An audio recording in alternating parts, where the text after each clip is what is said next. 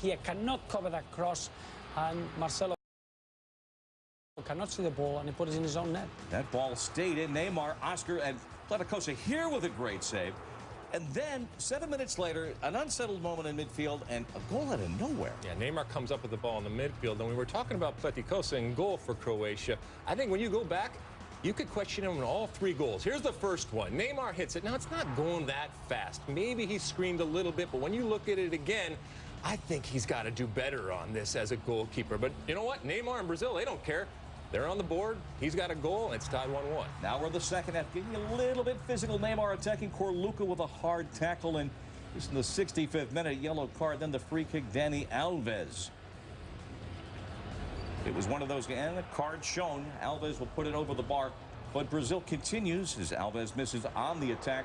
And then we come, Gilberto, to that moment. All right, good call or not? I didn't see any penalty there. No. You know, I don't know if the referee feels the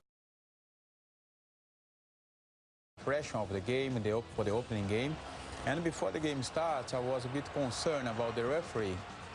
And I think it was his mistake. Another step, moves to side. Pleticosa got his net. It's still, and Croatia continues on the attack. Cesar there. Croatia again continuing, and again spilling the ball in front. Croatia continuing to put the pressure on and totally against the run of play. Pleticosa again. Well, it was a real contrast, Bob, of the 2 goalkeepers, and again, Pleticosa going down too late. Give credit to Oscar, very clever to get that toe pull, if you want, of the ball when nobody expected. Maybe it's because he couldn't run anymore, that the way it looked like, but very harsh call, and I don't think it reflected the effort of Croatia. 2 goals for Neymar, the closer by Oscar, and Brazil once again, 9th straight World Cup wins their opener 3-1. Gilberto, for the last several days, we've been talking about what happens when Brazil hits that little bump in the road. Was this the bump, and did they get over it, even though it's a 3-1 scoreline?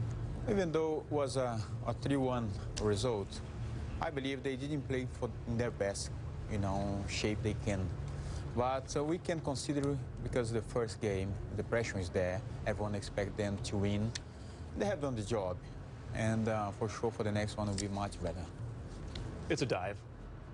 The dude's name's Simple Hulk, enough. but it is a Criminal dive, foul. man. It is a dive, but it's a calculated dive. He knew exactly where he was. He knew the time of the game. He knew his location. You're playing for Brazil, in the opening match, in the middle of the second half. Yeah, he's going to go down. And you know what? He won his team the game right there. But hats off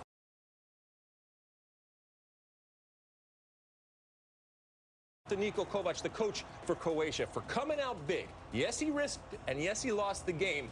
But I tell you what, when they go back and look at this game, the amount of opportunity. I do think that aggressive, and they tried to be brave, but I don't think they were good enough. When you do something, you need to be outstanding if you're playing against Brazil. I think they started really well. They started bright. They got a goal in front, but they didn't keep the ball as much as they wanted to reflect the midfield 3 that they had. But I think we learned one thing, that Neymar